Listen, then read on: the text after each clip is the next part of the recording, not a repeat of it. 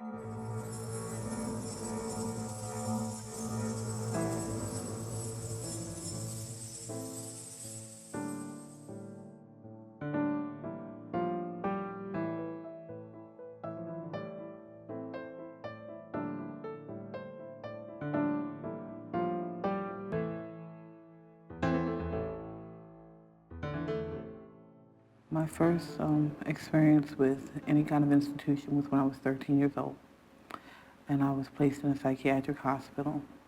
I ran away from home quite a bit, and home was not the best place in the world for me. It was not a feeling of safety because my mother unknowingly was sending me back to the person.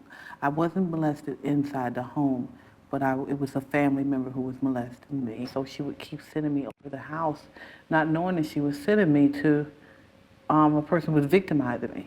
And it was not good. I felt very angry with her. And not to mention that my stepfather he wasn't physically abusive, but he was very emotionally cruel, very mentally cruel to my mom, to my sisters, to myself. And so I started running away from home, and my mother put me in a psychiatric hospital when I was 13 years old. And my mom told me when I asked her, why did you do this to me? Why did you do this to me? Well, I can't put your father in here, so you have to be here. I come from a family where my mother wouldn't allow me to go outside and interact with other children, but so even the men that were in her life they touched a lot, never penetrated, but I was never allowed to go outside. I think my mother afraid I would tell people. So when I met my husband and I moved away, and when he left me, I was alone. So I started using drugs, alcohol, trying to fill that void because what was I to do now? You know, I married him as a child, really. My mother signed the papers. He paid my mother a certain amount to sign papers for me to marry him. And, and I did. She signed it, she got the money, and I married him, and I got pregnant with my son. And when we separated, I used drugs.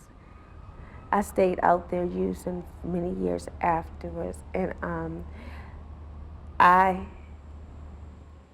was so beat up, so torn up after so many rapes, so many abusive relationships, so many jail sentences, so many of that. I was so tired of not being anything. I think the hardest part is when I was raped when I was 12 by one of my dad's friends. And to this day, my parents still don't believe me. And it hurts. I don't know whether it's because they're in denial that it happened or they just think that I was promiscuous at 12 years old. I didn't even know about sex at 12. So I blame myself. All those years, I felt my life was taken from me because I allowed men after that to abuse me in any way, whether it was physical, mental, or sexual, because I felt that's how life was supposed to be like. So I allowed it to happen when I was out on the streets. I suffered so much trauma out there on the streets with the rapes, the beatings, stabbings, guns to my head. I went through some trauma when I was 12 because I got abused and raped. I just, cried a lot and didn't trust people. I kept it to myself. I didn't want to share it with anybody because I thought that it was my fault. I came through the system when I was 16 years old. My father got killed. He got beat with a baseball bat. He got beat with a baseball bat on the corner at a bar. Some guys jumped him and beat him to death. Yeah, so that really traumatized me and took me through a lot. So they diagnosed me as bipolar. But that's all I kept hearing, that I was bipolar and I had a chemical imbalance. Throughout the years, I've just been, in and out institutions. I like shut down and there wasn't nobody there to, wasn't nobody there to talk to me or ask me what was going on. It was like on my own.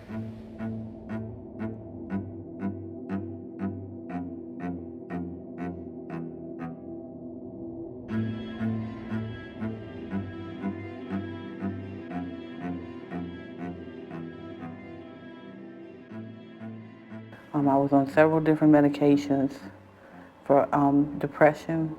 Then they put me on medications for being bipolar. Then they put me on medication for being schizophrenic. And I was on all kind of medications. And the whole time I'm saying I'm not crazy. But when all of this keeps happening to me, I started feeling like, especially when they put me in a state hospital, I felt like I'm crazy. The rest of the world's okay, and I'm the one that's crazy. They put me on lithium, Paxil, and I think it's Zoloft. I took the medicine figuring that was going to help me get by. I figured I'd sleep myself away and I'll be all right. It may sound crazy, but I stayed on it to get through it. I wasn't really feeling my own feelings and emotions because I was medicated up. I remember when I woke up, I was strapped. I didn't know where I was. Whatever medication he gave me had me knocked out for 3 days. I was laying in my own urine and my own feces. I still smell that same smell. They had me on Thorazine, lithium, and Ativan at the same time. They told me if I didn't take it that they were extending my isolation period. And I tell the psychiatrist, I'm not taking that anymore. I don't like the way it feels. I was visiting my mother and I had to crawl back, literally crawl. So I started taking it again. Because the isolation was so bad. I started taking it again just to get off isolation. I didn't want them to take me and put me back in some room, and I didn't want them to take me and put me with Thorazine, and I didn't want it, and it's an instantaneous effect for anybody who's never been injected with Thorazine. When they hit you with that long needle on your hip, you just instantaneously go out, and that's what happened to me a lot. I remember them laying me on the bed by force. I can recall maybe 6 between doctors and nurses, and they strapped my arms and my legs and around my waist area. I had a hard time with that because when I was raped, I was stripped, tied, gagged, and beat. I had a fear of that happening all over again, even though I was in a hospital under doctor's care. When I was willing to go, that's what I understand. They charged me and they was restraining me and they was hitting me and they were holding me down. And I remember hearing her through the haze, she's pregnant, she's pregnant. By that time I was already balled up on the floor trying to block the blows. And they took me off to seclusion, to the isolation. And I was very used to people hurting me, physically hurting me. And I was very afraid. I was afraid. And especially when they came to rush me and grab me and pin me down on the floor and put my arm behind my back and then put me in isolation for 3 days and 4 days alone. And once you were in there, they would take your clothes from you and put you in a paper gown That's a lot for a 13-year-old. That's a lot. I just think that it traumatizes us even more. So to be bound and strapped and chained the way they treat us, because like I said earlier, we already suffer enough. It makes things a whole lot worse.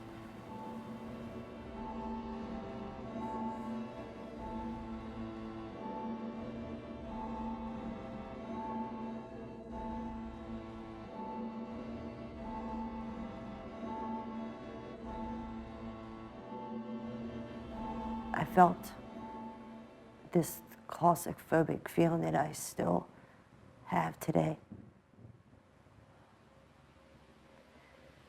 I don't know if it's a psychological thing that I still go through of just being in closed doors, not being able to just open the door to go out, having tight clothing on, feeling that same restraint feeling. Still affects me. I get scared. Just unknown, not knowing if I'm gonna be strapped down and medicated again. The feeling of not having any control of your life, that someone else has control of it. And nobody's hearing what you're saying.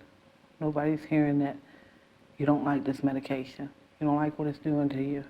Nobody's hearing that you feel like what you really need is to talk. What you really need is for someone to understand. I had no place that was home, no place that was safe, no place where adults would listen to you, no place where you could feel protected. And instead of, somebody taking time out, get me counseling and talking, somebody I can, relate to and talk, be open with. I think it's easier to talk to somebody and relate to somebody that's already been through the trauma and stuff that you experience yourself. No matter if it's mental health, institutions, the criminal justice system, treatment centers, you're human. Everyone are human beings. If they would not have gave me all them God bless the medications they gave me, if they just would have done that, I really felt like I was being treated like, well, this is what the book says to do, so this is what I'm going to do, and not try anything different. Because people are so much more than what their diagnosis is. You can't write a textbook on a person and say, okay, this is what you are, and here you go. This is what you need. It's not all about medicating us, it's about the trauma that we suffered through. We're tired of being medicated, whether it's street drugs or prescription drugs.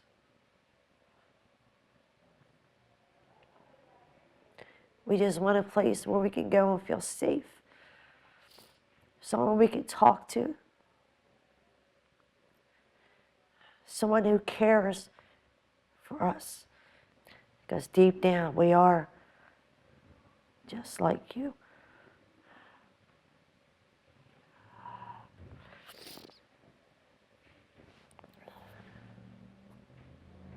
We just handle things a little differently.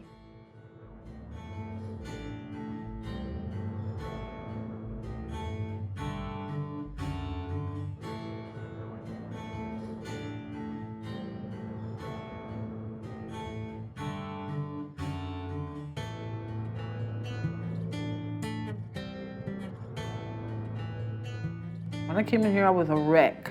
I was an absolute wreck. Very wilted, like lettuce. I was like lettuce. And wounded, very wounded.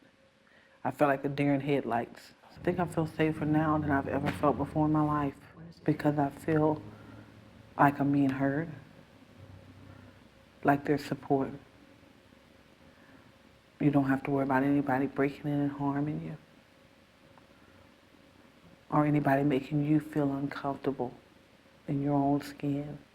And people can do that. They can make you feel uncomfortable even in your own skin. 7 months ago, I wanted to die. Today, life is worth living for. Just what I achieved in these 7 months. I don't have material things, but I have love and peace, serenity. There is hope. I have dreams today. I am a trauma survivor today. I'm not in and out institutions. I'm not on drugs, and I'm not homeless in the streets today. After I finish getting school for my GED, I'm gonna take up construction. I'm be a construction worker. So that's my goal to do right now. First and foremost, I am a mom. I am an employee. I am a tenant. I am someone who holds a bank account. I am an advocate. I am free from the traumatic experiences that I've experienced. I am free from being controlled. And I am free from the she won't make it. No, I have broke the vicious cycle. Yes. I'm not a victim anymore.